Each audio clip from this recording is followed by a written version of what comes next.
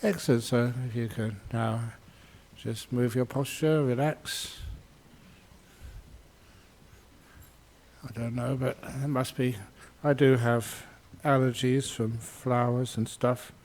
And unfortunately, in my job, people are always offering flowers to the Buddha statue, and I have to be right next to them.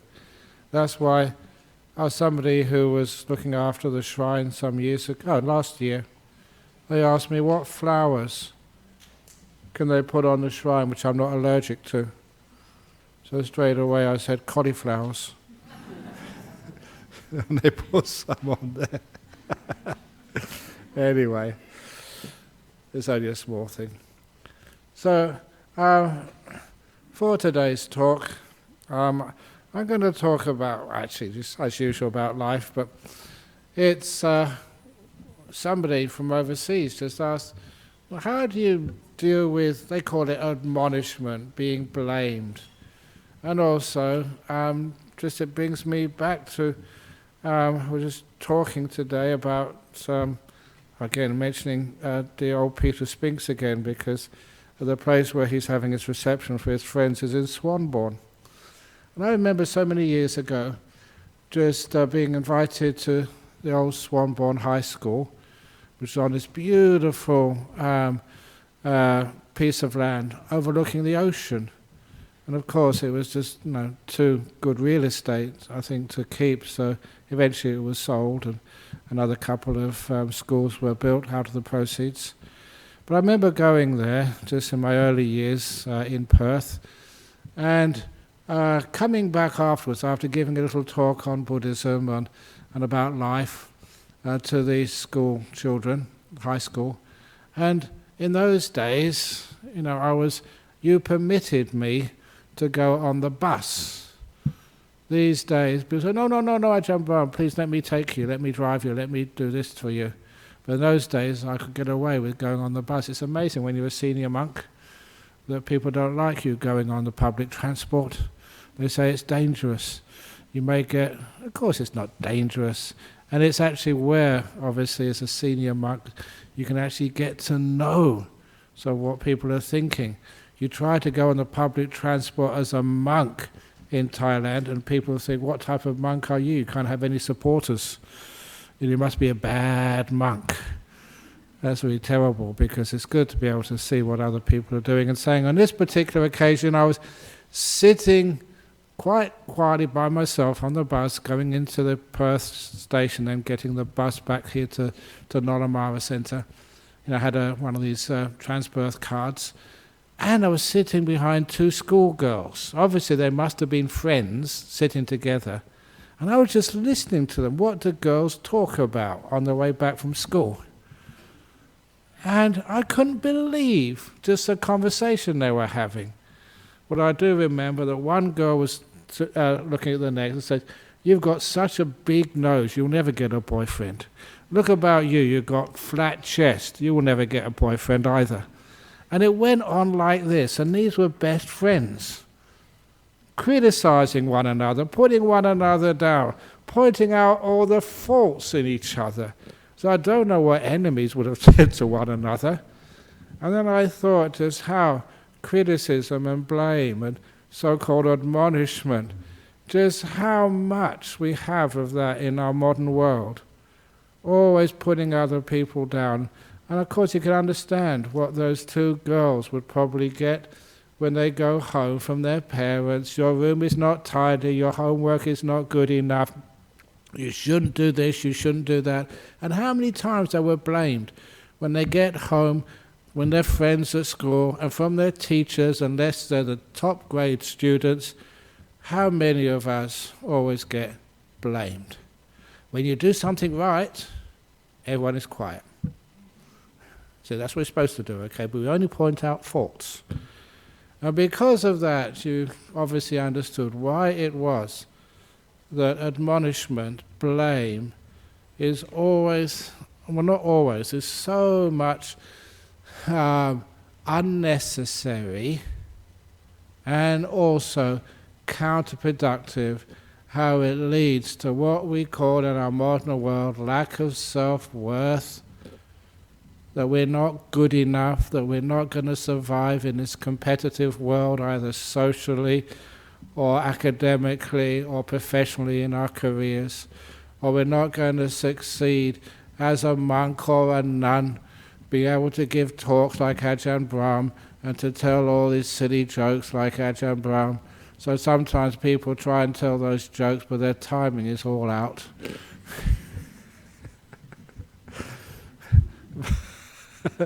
But what happens is that they're always comparing and judging one another. So in our life, it's in order to get the best out of yourself and best out of others, to understand that and have a beautiful relationship. Imagine like you have a partner, and when you have a nice weekend, what do? You take that for granted. But your partner maybe is late for an appointment. They're just late, just for a few minutes, and you really let them know that. Don't you ever do that again. How often is it we really focus on mistakes, and we never really sort of focus on when somebody does something really beautiful and very wonderful, and we say, thank you so much for listening to my talk on a Friday night. Thank you so much for coming here this evening. I would still give a talk anyway, because on Friday night I'd even talk to myself. Because I do so much talking these days. I do so much talking that I've told a few people that I want to start a therapy group. I know Dennis over here, where's he gone? He's over there. He's setting up, moving Buddhism forward in a BSWA by setting up a care group here. And we do all sorts of other ways of reaching out to some of the problems in our world. My group, which I would like to start, is like similar to Alcoholics Anonymous, but it's for people who talk too much. It's called On and On Anonymous. And I think we know many people should join such a group. We do believe in free speech, but sometimes, should speech be free? There's too much of it, in my opinion. People are always talking and interrupting. So I reckon we could actually have a tax on speech. Maybe 10 cents a word? Imagine we had like 10 cents a word. Then you have to really think before you said anything. Can I afford this? We came very close to that once when we went on a pilgrimage to India, which is what Buddhists often do. I went on a pilgrimage to India to see where the Buddha was born and so on. And the person leading the pilgrimage had a wonderful idea. In the bus, being in India, this was about 20 years ago, it was really hard, the roads were all bumpy, and sometimes to go to the toilet you had to just go in the fields because there was no public toilets there, the boys and the girls and the monks as well. So we had to do it rough sometimes, and sometimes the cheap hotels, that's all there was in those days, were a bit rough, and maybe you didn't get the sleep you really intended to that night. And sometimes, especially if you ate some of the wrong food, you'd be up in the middle of the night doing you-know-what, so it was a bit of a tough time. But anyway, to stop people complaining, which they would often do, they put a big box in the front of the bus. It was a complaints box, but with a difference. Every time you complained, you had to put $10 in. And that would be given to like an orphanage when we got to sort of some orphanages somewhere. Give us charity. She made a lot of money for the orphans by having Westerners go in there. And I remember this one guy, he just got $50 and put it straight in there so he can say, can I have 6 for the price of 5? No bonus.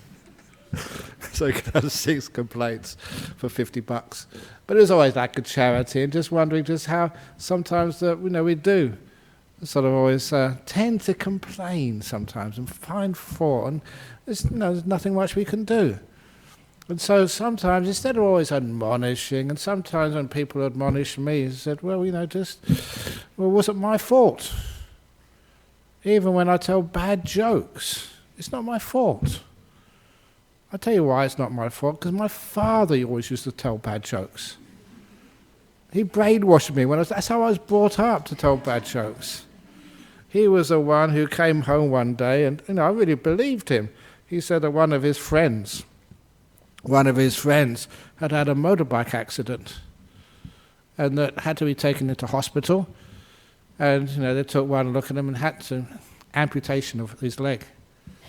But once he got into the hospital and they put him into surgery, people do make mistakes. They cut off the wrong leg. It happens. And so as soon as they found out, straight back into surgery and had to amputate the other leg. And National Health Service, this was in the UK, and the first opportunity, he just got a lawyer and sued the hospital. He lost his case. Didn't have a leg to stand on.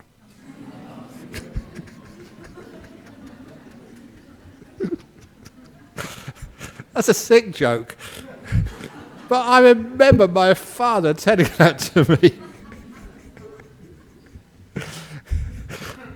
So what hope do I have? I was conditioned by him when I was very, very young. But sometimes at least it makes a few people laugh. In other words, brings back a sense of humanity back into our life. So sometimes, you can blame me, you can praise me, you can say all sorts of stuff. But a lot of the times, whenever we are admonished by somebody, really, should we just admit it and say, yeah, you're right? Or should we just, say, oh, I'm innocent, I didn't do it, it's really unfair, you criticize me. It really depends upon how big that person is. So in other words, you're going to have to accept being criticized for things you haven't done, and for being praised for... I've been praised for many things I didn't deserve. But what happens if you've been praised when things you don't deserve? Of course you accept it. Why not? I think it's fair enough, because I get blamed for things which I didn't do, not my fault, someone else did that, not me. But nevertheless I get blamed for that, okay. And so I think it's fair enough to balance that. If somebody praises you for things you don't deserve, yeah, thank you very much. So what you're actually doing there, number one, you're realizing all this admonition and non-admonition. A lot of times that, how can anybody know the difficulties, the boundaries you're confined into, and sometimes you just can't do it.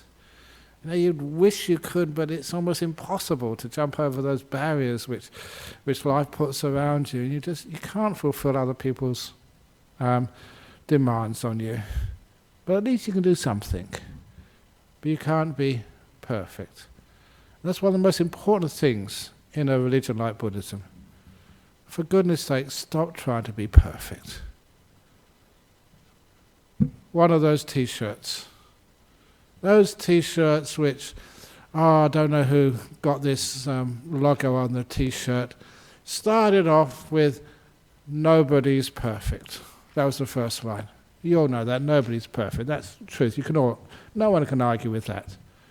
But the logical conclusion to that was, nobody's perfect. The next line was, I am a nobody. And the third line, the conclusion, therefore I'm perfect. So unfortunately, I'm too well known now to get away with that. So you're not a nobody, you're Ajahn Brahm. So, well, who's that? Anyway, so I'm not sure if I told this the last week. Hopefully you don't remember this. That's why I always prefer elderly people coming to the Friday night talks, because these old jokes, which hopefully you don't remember. But I told this a little bit earlier and people thought it was funny, so they hadn't heard it. That was actually when I went to Centrelink. I went to Centrelink because I was in my 69th year now, probably 65 or 60, you can actually get a Commonwealth seniors card. So I decided, well, I don't have a pension or anything, I won't accept anything like that. So I thought, but why not? Why not get a Commonwealth seniors card? Other people have got it, and I thought, well, I'll just get it. Why? I don't know, because I can. That's all. So anyway, I went there. You go online first of all, but then they said, I'm sorry, that's not good enough. because there's something these days called identity fraud. I don't know why anyone would like to sort of be an Ajahn Brahm. Apparently there's a couple of Facebook pages under Ajahn Brahm which I don't know anything about, but anyway, that's not my worries. So, identity fraud. So anyway, so I had to go in and face up to one of the people in at sort of Centrelink and in Armadale office, and make an appointment, and they said, "Can you prove who you are?" And I said, "Madam, for the last 45 years as a monk, I've been trying to find out who I am, if I am at all." And you know that she didn't think that was funny. People in Centrelink don't have a sense of humour. Or maybe I just found one which didn't. But they said, no, look, you need some ID. Have you got your driver's licence? And you know that a monk like me doesn't have a driver's licence. I used to have a motorbike when I was young, but that was over 45 years ago. That expired a long time ago. Can you imagine me in a motorbike? Obviously, vroom vroom. But obviously, so these days, the last thing which a monk should ever go on, it's okay on buses or in cars or on public transport, but I went on a motorbike once when I was in Thailand, on the back, because it's the only way to get through this forest. It was a monsoon season and all the roads were out. The only way was on a motorbike. But imagine on a motorbike wearing a robe. As soon as it opens up a little bit, the wind goes up in it, and you balloon up. so many times, ballooning up, you felt you're going to be lifted up off the bike. I was holding on to dear life because it's not the sort of thing. If you're wearing a belt around here to tie everything up, fine, but it's hard enough to keep this on anyway. And when you're on a motorbike, well, it's terrible. You can't do it. So anyway, that's why we don't have motorbikes. And anyway, I never got a car license because motorbikes were much easier to get around with in traffic. So anyway, no, sorry, I don't have a driving license. So credit card. You know that monks of our tradition, we don't actually handle personal money, which also makes it really difficult sometimes, because you don't have a bank account. You don't have any records. You can't go to an ATM because you've got no card, you've got nothing. So, sometimes everyone has some money somewhere, but no, we don't. As monks, we're literally very poor. That's why people don't like doing statistics on us, because we blow all the statistics because we're weird. So anyway, no, I don't have a credit card. Have you got your bank statement? No, I don't have a bank account. Oh, okay. Don't have a bank account. Have you got your rental agreement? No. All these years I've worked for the Buddhist Society of Western Australia. You haven't given me a rental agreement yet. So actually, you could kick me out straight away for unpaid rent for the place where I live. Anyway, there's no rental rent at all. What about your home ownership?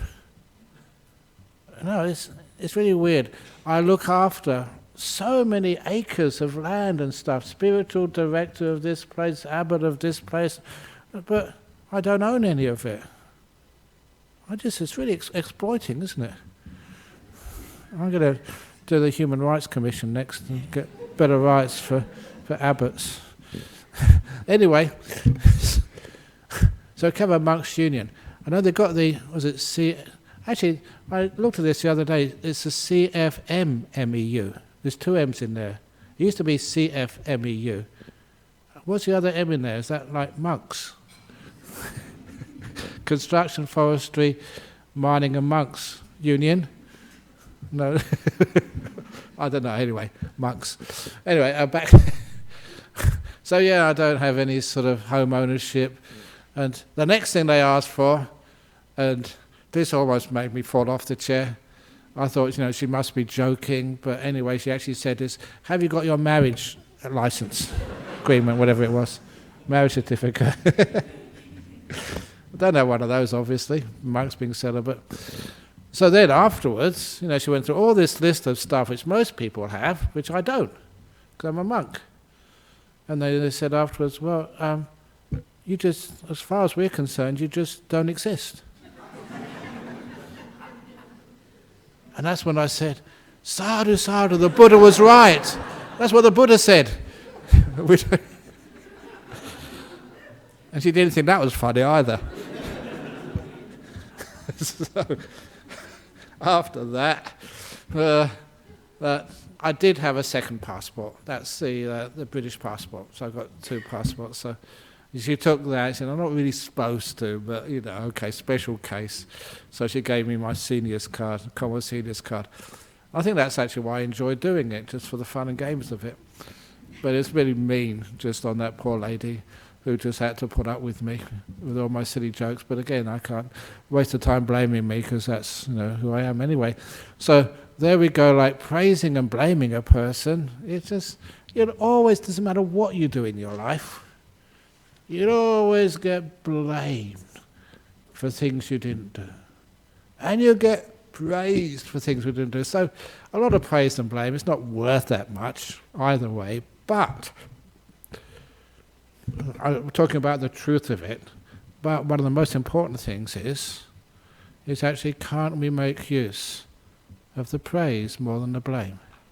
Because psychologically, it has a far better effect on people. I just mentioned in brief, you go out together with your partner, maybe just for the weekend, you have a little holiday somewhere. What do you bring back home with you? What memories do you actually to keep in your heart, in your memory, after the holiday? Too often that people always remember the faults. And if you do have a fault, someone does make a mistake, you keep on that again and again and again and again and again and again. Just like, simple example, when you're meditating here and somebody goes out and they bang the door. Do you remember that? Certainly in meditation retreats, people always complain. It's always that same person. They bang the door. And they're just so unmindful and uncaring. And Ajahn Brahm, you should blacklist them. I know who it is. So I'm going to get their name so they're never allowed to go on a retreat with you ever again. They're so selfish and they just make so much noise and they just disturb my retreat. And I tell them, look, the door stopped banging about 5 minutes ago. The real noise is all the thinking which goes on in your head afterwards. That's what's disturbing the meditation. Someone bangs the door, it's only a second, maybe 10 seconds. But how you allow it to reverberate in your brain, that is where you do find the problem. So, somebody bangs the door, bang, it's gone. Or, as Ajahn Chah taught me, he was great in the fact he was just so simple. What he said was just usually 1 or 2 lines, nothing philosophical, nothing which a person would find difficult to understand, but so meaningful, I never forgot it. That was 40 years ago.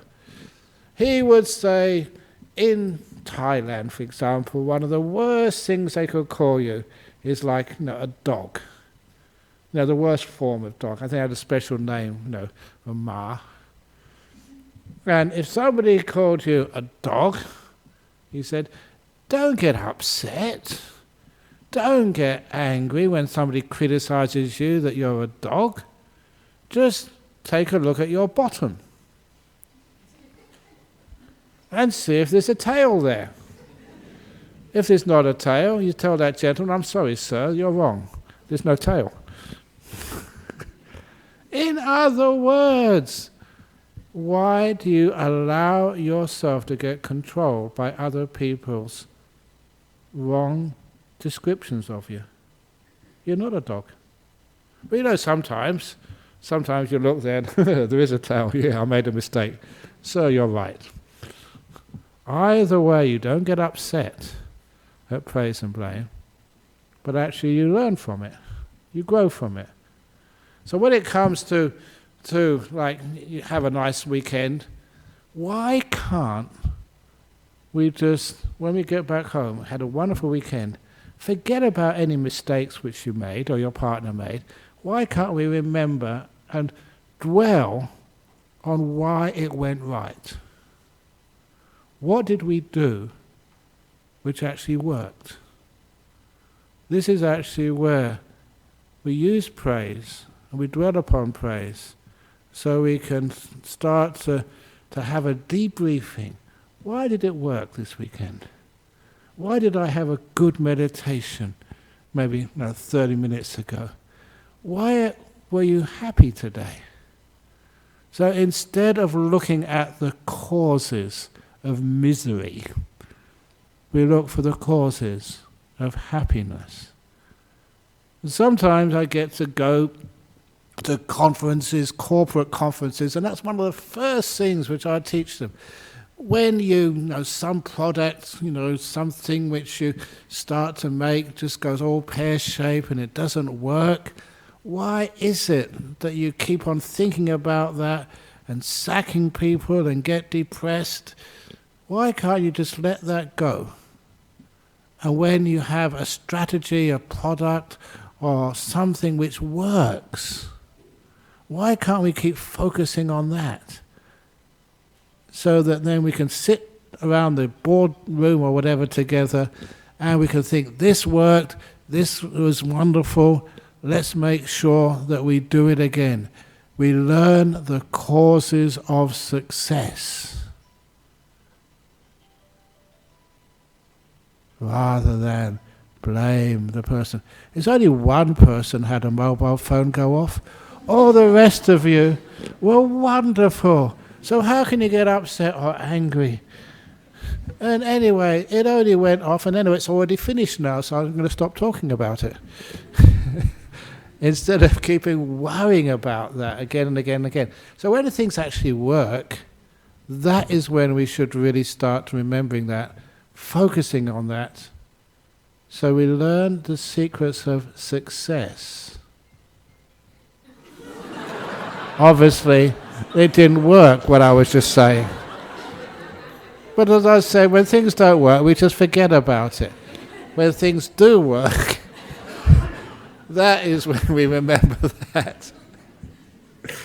So this is where we learn from happiness. Now, if you are like two kids going home from school and you always see this is wrong, that is wrong about you, of course, that's going to really make you depressed and cause so many social problems, so many emotional problems, self-hurt, self-harm because you don't think you're good enough.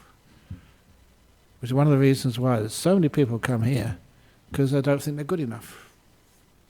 As for me, I'm not good enough. Am I good enough? Well, you keep coming here, so maybe I'll just believe you rather than... But of course, when you just build yourself up, you have this praise instead of the blame. You focus on that. Then your kids, your partner, your bosses start to really live up to that praise. Years ago, this example is not an example people should follow. But I always remember this woman that she came, this was actually before we built this hall, so that's how long ago it was. We used to have our meetings in what is the community hall over there. And she came to see me one, Saturday, after the meditation there. And she showed me her little sitting stool, the Zen stools, a few of them that can be seen over here. And she said, I want to show you this because my husband made it for me. He's just sitting in the back, pointed him out. And she said, when I first came here 7 years previously, she said, I came here not because I was interested in meditation, not even because I was interested in Buddhism. It was because my husband was abusing me physically. And that was such a long time ago when a woman did not really know where to go and how to deal with this. And obviously if that happened today, she'd straight away just file some report and get help being abused physically. But she didn't know what to do in those days. And she never asked for any advice. She just came to our Buddhist society because it was 2 hours when she felt safe here. And just the vibes of a place where she wasn't going to get hurt. But what she heard here was something which was, again, this is not recommended for people to do, because this was an extreme situation, was to look at her abusive husband and to see his good sides and praise those good parts of him. And that's obviously an incredibly difficult thing to do. Very brave, and some people would say stupid. But that's all she could do. And whenever she saw him act in a way which was, you might say, civilized, kind, harmless, respectful, she would make sure that he knew how much that was appreciated. With a smile, or a thank you, or a hug, or a kiss. She gave so much praise, where praise was not expected at all. Praise was someone who was threatening her. But she would keep doing that only when he acted like a kind person. And she told me, and I can still recall, I'm just visualizing her face now. It was almost like a saint. Someone who was beaming, with spiritual strength and purity. I don't know how else to describe it. She said it took her 7 years. It's a dangerous thing to do. But after those 7 years, slowly, by praising her violent husband's good qualities and just neglecting, enduring his bad qualities, she turned her husband into this beautiful man. She would come to meditation, no more abuse, no more violence, because she saw in this man that she married some beautiful qualities which no one else could see, which not even he could see. And she brought those out by praising them, by just encouraging the goodness in a violent man. And it kept on encouraging them, bringing them out, encouraging them. And she could do that. That was a heroic thing to do. Most people would have been crushed or even killed. That's why I say it's not something you should practice at home. But she did that, and she turned her husband. He said, this stool, he made that for me out of kindness, a surprise. Before, this is what she said, 7 years ago he would make that to hit me over the head with. And sometimes that really shook me, that you could take, that's early times, you could take somebody, who is even violent, abusive, and uncivilized. Why are they doing that? But to somehow or other get underneath that abuse, get underneath that, what is basically fear, and to somehow see something in that person which is a beautiful part of them. Sometimes in Mahayana we call the Buddha nature in the monster. To see what I say is a jewel in the heart of the lotus. To see what's in the lotus, which even grows out of the mud at the bottom of the lake. To see in all people there is something in there which you can bring out. Blame doesn't get that to come out. You blame someone and they go into protective denial. I didn't do that. It's unfair.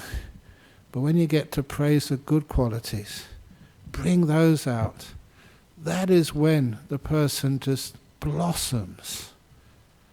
And that's been part of the meaning of my life.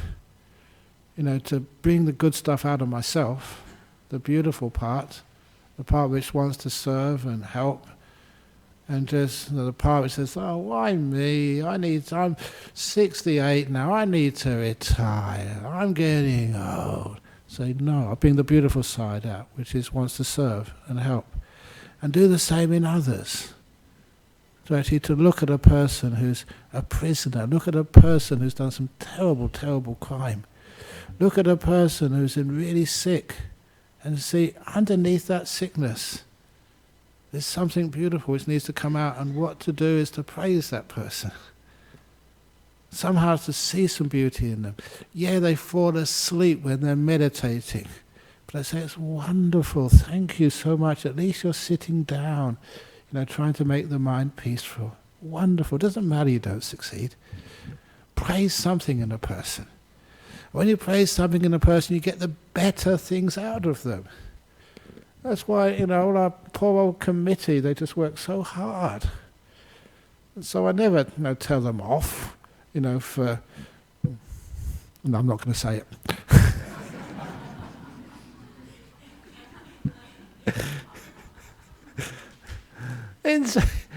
Instead, you always praise them and look up to them and just give them some good energy. And the same with all the monks at our monastery. Some of those monks will drive any other abbot crazy. Sometimes there's no way they follow any instructions, no way they do what a decent monk should do. But sometimes they're so crazy that. What were we joking about this morning? Oh yeah, we're joking about this morning. It's one of the monks over there. He's an elderly monk, so he needs a heart operation soon. And so, but he's waiting for the call to say, that they can schedule him in. And so, saying, what's the doctor's name? The doctor, I won't say what the name is, but he has a nickname, the King. King what? I said, King Kong. And so he held all these visualizations of this gorilla coming in to do a heart operation on his poor monk. That didn't really sort of reassure him when you're going for a serious operation. But anyway, so some of the monks over there, sometimes we actually call them just like kids who haven't grown up. Messing around, finding joy and happiness. And this is sometimes, people can criticize you, but nevertheless, it's how we look at the positive side of a human being and bring that up, and bring them up so that they can be beautiful, good people. Grow the good qualities. Yeah, you may be sick, but so it's only a little heart which is not working properly. But what about the rest of your body? Your liver's pretty good. So they don't get so negative and afraid. And when people do things like that, you can actually use looking at the praising people, just looking at their good side, and it encourages them to grow. So you find, it's very, very rare that I ever criticize anybody, because I know it just doesn't work. I want to encourage a person. They do 10 things wrong, and I will ignore it. One thing right, well done. Praise gets you everywhere, and especially in our modern world, where praise is so rare that when you do get it, wow, you're my friend. And that friendship is important. It means that you have a much higher regard to yourself, and you work on that higher regard, and you find you do achieve and get so much more. So, praise even just small things in life, and then the big things will grow.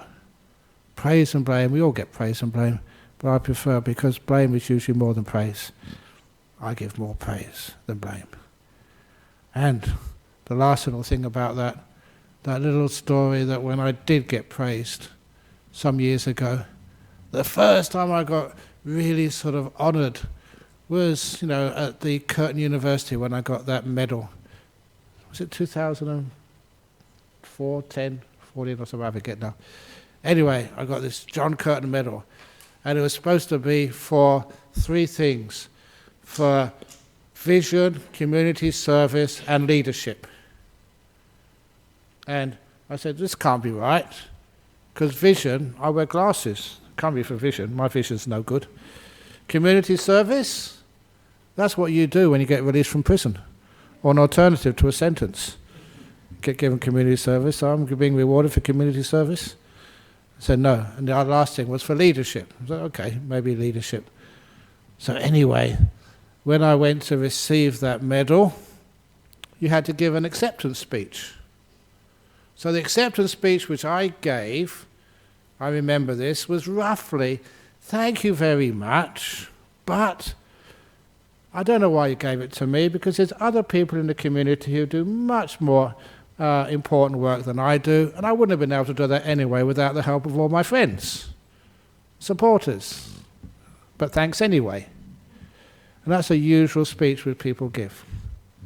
And because, other people came to my award, the next year at Curtin University, that somebody else was going to be given that award, and it was actually Professor Jofi. You may remember that he's over at Sir Charles Garden Hospital mostly. He was a head haematologist there.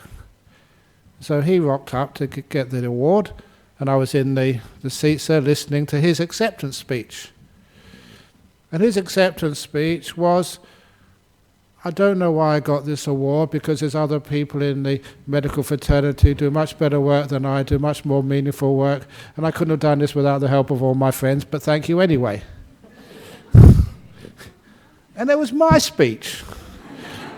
And everybody else's speech who doesn't like to be praised.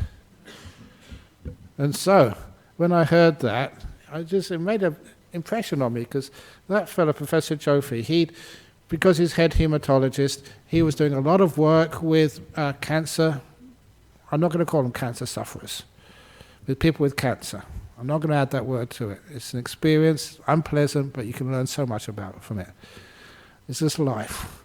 So anyway, the people with cancer, he had introduced, I think from Brown's Dairy at the time, had a Brown's Cancer Care Centre, Wellness Centre, where basically everything which was weird, I think that's his saying, anything which weird was allowed in his rooms in Charlie Gardner's hospital, which he had made available for Reiki, for homeopathy, for massage, reflexology, what else? Acupuncture, whatever. Anything, this is what he said, anything unscientific at that time could do in there for free. So what happened was people who had gone through radiation therapy, chemotherapy or whatever, and obviously it was traumatic. They could come into these rooms and get someone to do foot massage on you for half an hour for free. Someone one-on-one, spending time with you, caring. And I know enough about the nature of the mind and caring and person actually being with you without the restrictions in the real hospital environment where you have to rush around and doing all sorts of stuff. That would be wonderful. And of course, being a professor, he had to do follow-up and had a huge difference in the recovery rates of those patients. So when he said what he'd done, what he'd achieved, because I've worked with people with cancer, that's part of the job of what I've been doing over the last 36 years in Perth. Sadhu, sadhu, sadhu, you're doing an amazing job. Thank you so much for your service. I realised he deserved that medal. And then I started thinking, hey, Ajahn Brahm, maybe you deserve the medal too. And that was actually a big revelation for me, to realise how obviously some people who knew their stuff in Curtin University had actually done some research, checked me out, and said, yeah, you're doing a good job, Ajahn Brahm, you deserve this. And I was saying, no, I don't deserve it. Other people doing much more than me. I couldn't have done it without the help of all my friends, supporters. But that's not what these other people were saying. So I realised, yeah, I deserve that. And that changed me. I started to realise how often we refuse praise and how wonderful it is to actually accept praise. So I realised, thank you, yeah, I deserve that. And I never got a big head. I got a big tummy, but you got a big heart, because what happened is you want to work harder actually to live up to that praise. It doesn't discourage you. It actually doesn't give you a big heart. It makes you much more big head. It makes you much more tired. As you realize that you're making a difference, so make it even more.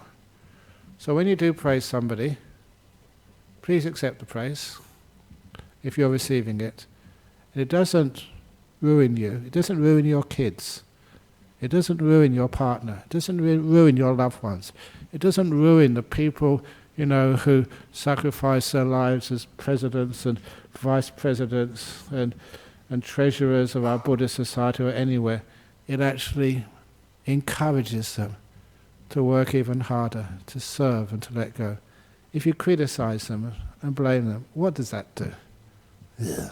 I work so damn hard for the country or the state or the Buddhist society, and this is what people give me all the time, think all these faults. Imagine if you praise them.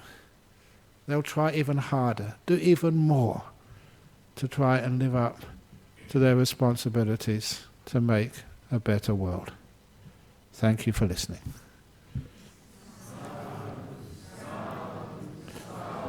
Very good. Okay. So that was actually a nun who asked for how to deal with admonishment. Give praise. Okay, we have questions from overseas. Here we go. From USA, from Penang, and from the Netherlands. What is the Buddha's advice on the association with wise friends in a world of peer pressure and manipulative people? If a person is a manipulative person, then manipulate them.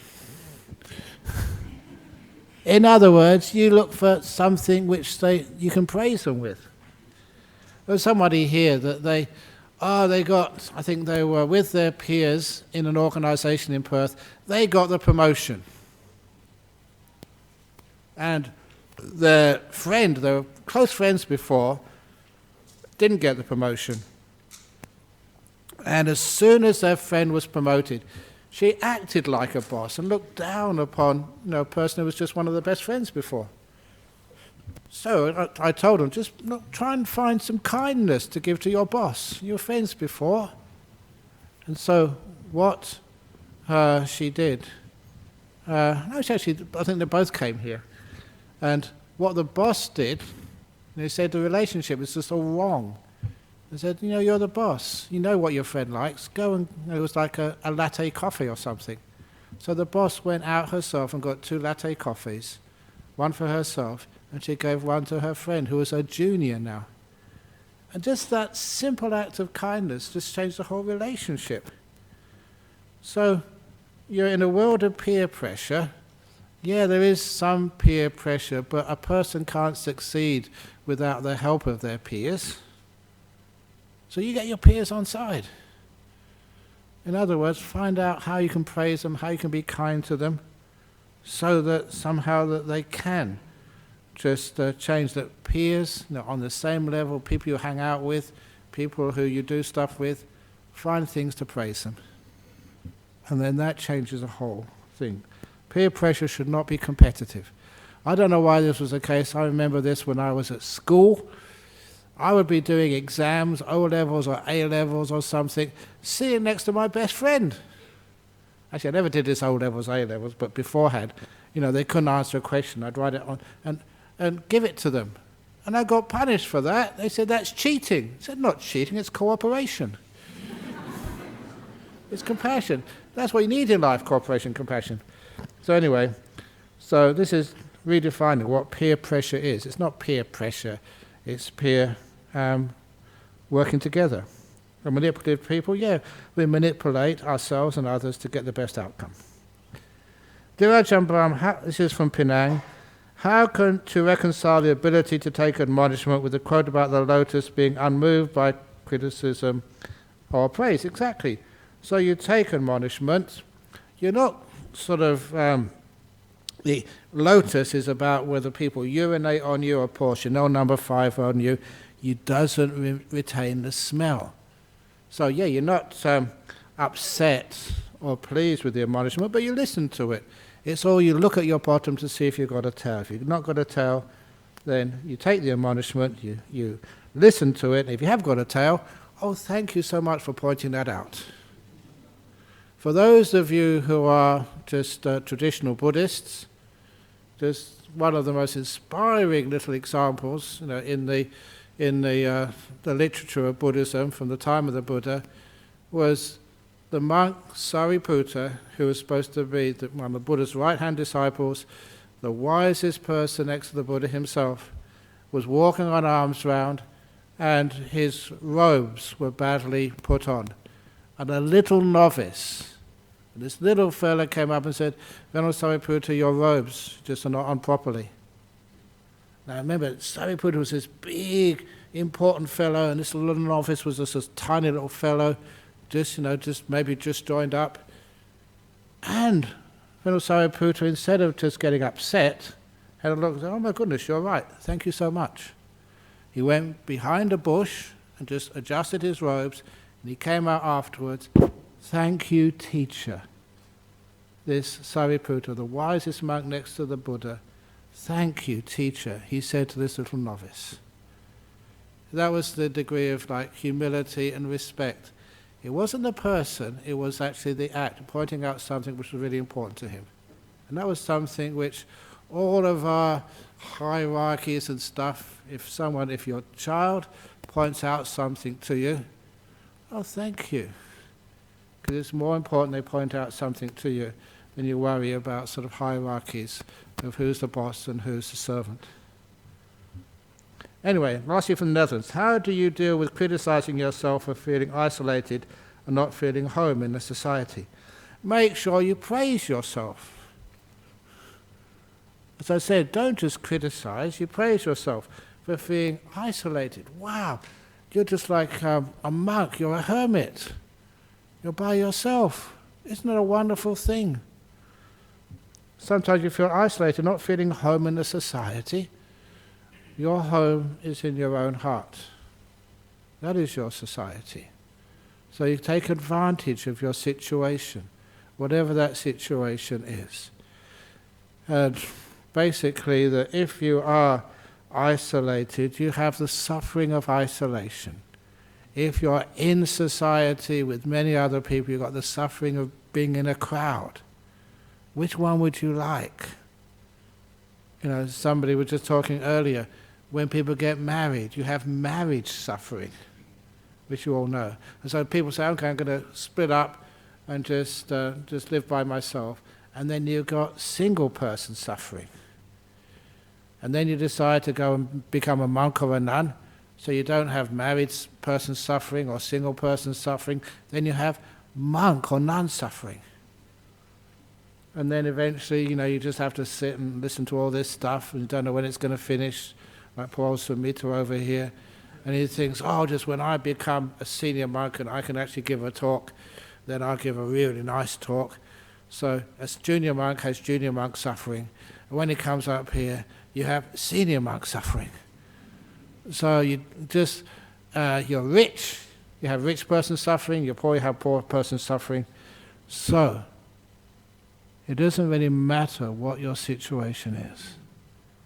If you're isolated, enjoy it while it lasts. You can do whatever you want, whenever you want to. You're your own boss. So praise yourself, be kind to yourself if you're living by yourself. Not feeling home in the society, then have your home in your apartment. Have your home in your nice little area. And if you can, to actually learn it even further, take it further, get a little dog or a cat in your home. Somebody who just asks for nothing, but just gives love. Even the dog might not feel home in society. It may be a discarded dog.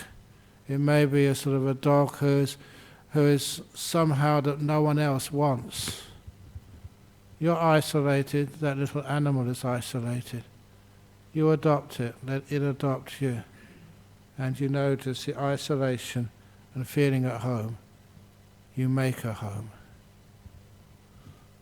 So anyway, that's from That was from Holland, from Netherlands. Any questions from the floor? Yes, Eddie.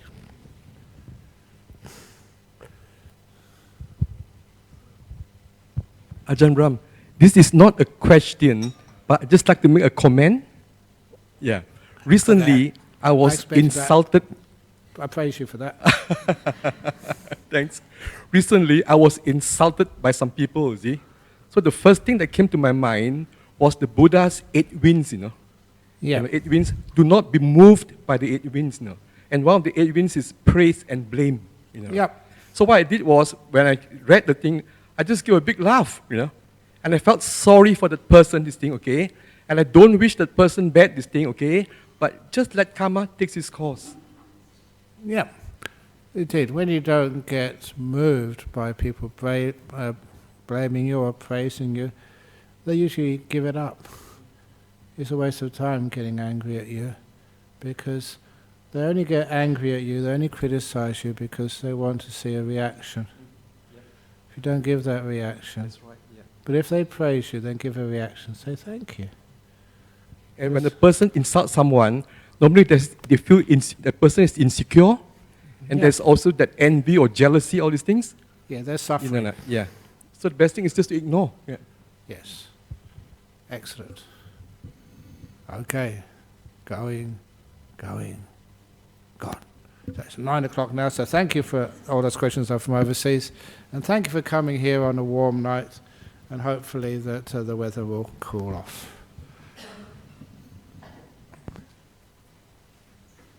So now pay respect to Buddha Dhamma Sangha.